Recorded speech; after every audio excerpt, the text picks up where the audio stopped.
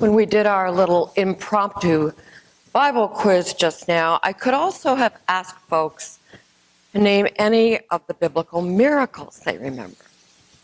And without a doubt, the feeding of the 5,000 would have been named.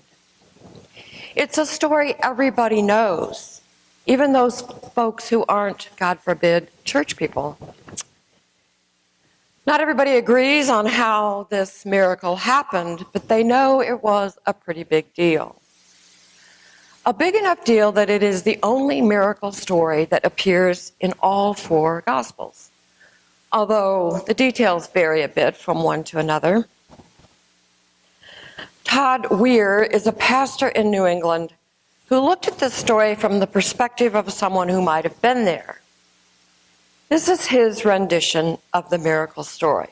So we're going to listen again to the story from a different perspective. Take a moment with me and step into this scene. You are now a first century Galilean. It's payday, so you stop and buy a few barley loaves, and while you are at the fish market, you hear the growing fame of Jesus, the carpenter from Nazareth, who confounds the Pharisees with unconventional but plain wisdom, and who reportedly heals the sick. He's only a few hours' walk from your little town of Capernaum, so maybe it's time to get your blind Uncle Bartimaeus and check this story out. You would probably take about 5 loaves of bread and a couple of dried fish, enough for a grown person to eat for about 2 days to last through this journey. After all, it seems that every other person you know is going to take the same journey, and there is no such thing as a McDonald's between Capernaum and Tiberias.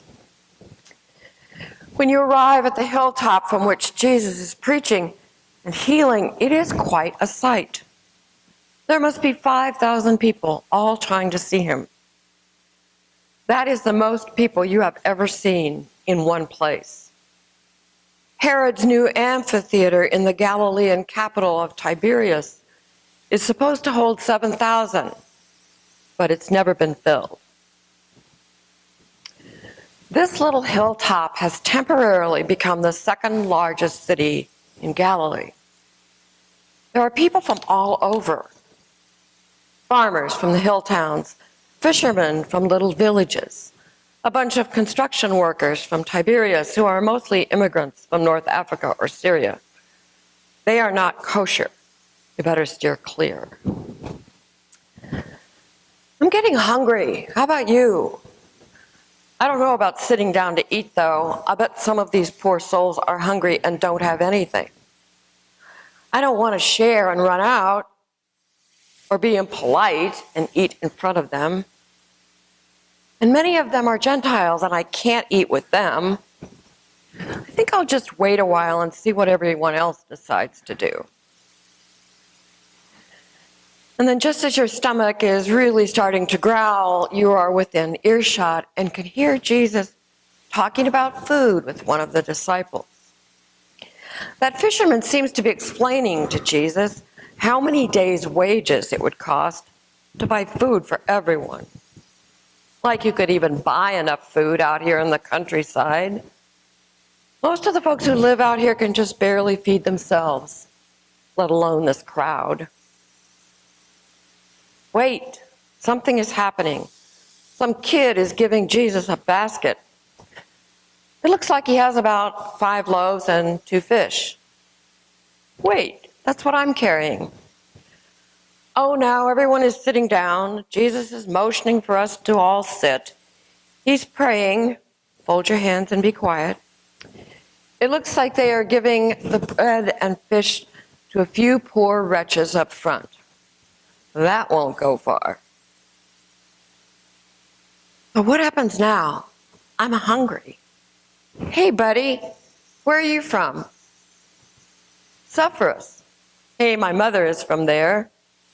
You want a little bread? Oh, you're good. Turns to the other side. How about you? You look like you could use a little bread. Here, take this. If that kid could share, we can give a little too. Eat up, everyone. Now, some people think that's how it really happened. Some small child eagerly shared his lunch, as children are prone to do, and the adults around them came to their senses. They quit hoarding their own provisions and looked around to see what others might need. Why is it that our first instinct is to focus on scarcity, what we don't have? We worry that there won't be enough. We need to take care of our own. When I was in seminary, I went on an archaeological dig in Israel in the Negev desert. We stayed in communal housing and ate together in a huge cafeteria where other groups came as well. The table seated about 10 people, and we were served family style, passing bowls of food around the table. And one of the members of our group was the wife of a professor who accompanied us, and she also corralled their 3 small children who were there as well. At mealtime, this woman was always the first to reach for the food bowls, making sure that she and her kids had plenty before passing the food along to others. She scoured the table for extras and snatched up quantities of apples and other snacks that were made available to us as we left. Now, some thought it was her maternal instinct and that mama bear syndrome that drove her to make sure her offspring got fed. We were in the desert, after all. Others thought it was just plain rudeness. The irony of the situation was that the food was plentiful. Whenever a bowl at the table was empty, someone from the table had simply to take it up front, and it would be filled up again, and again, and again.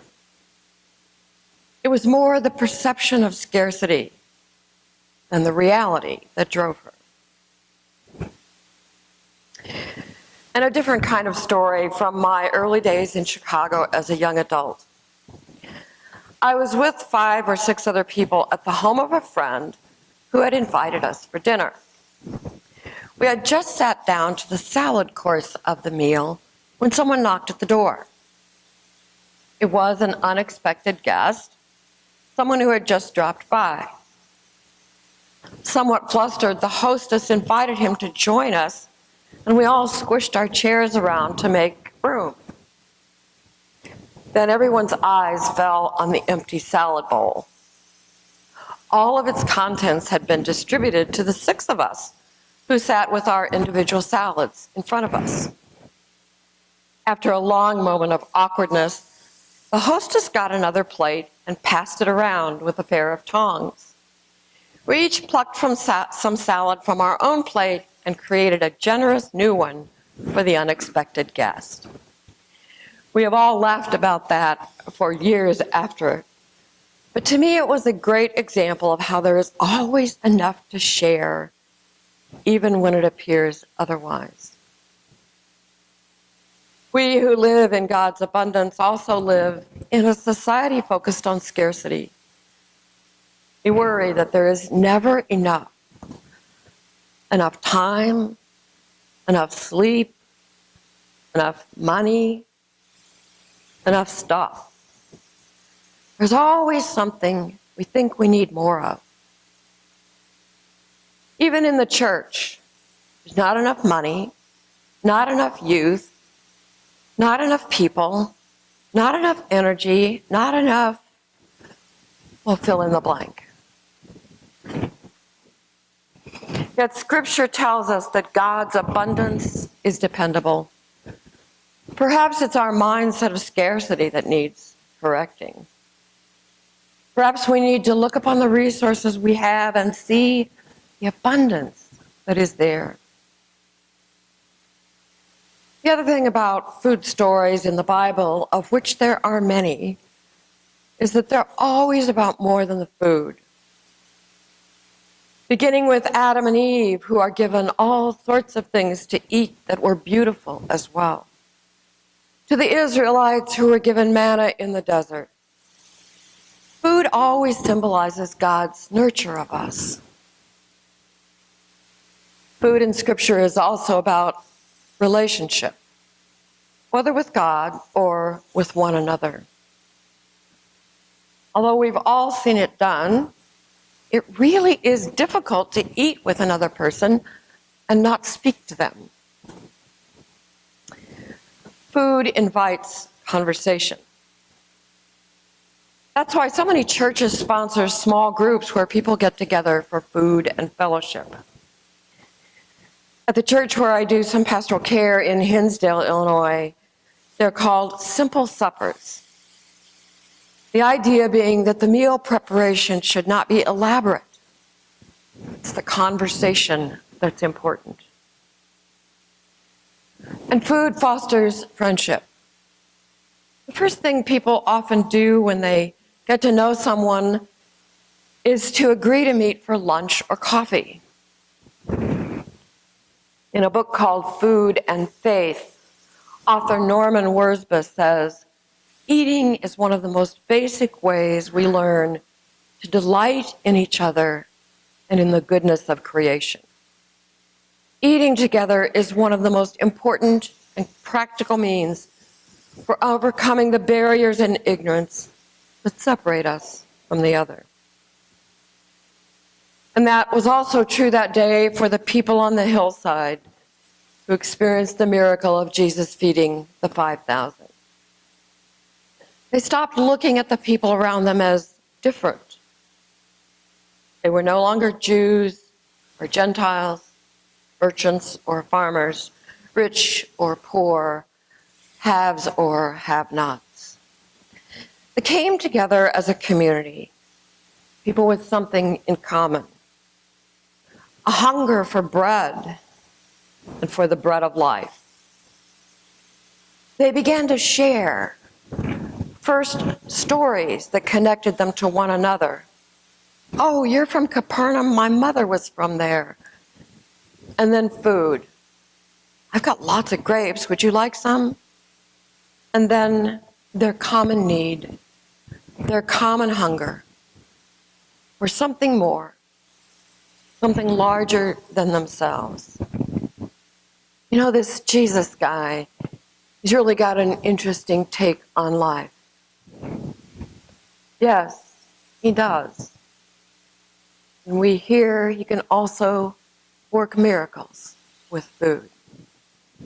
Thanks be to God. Amen.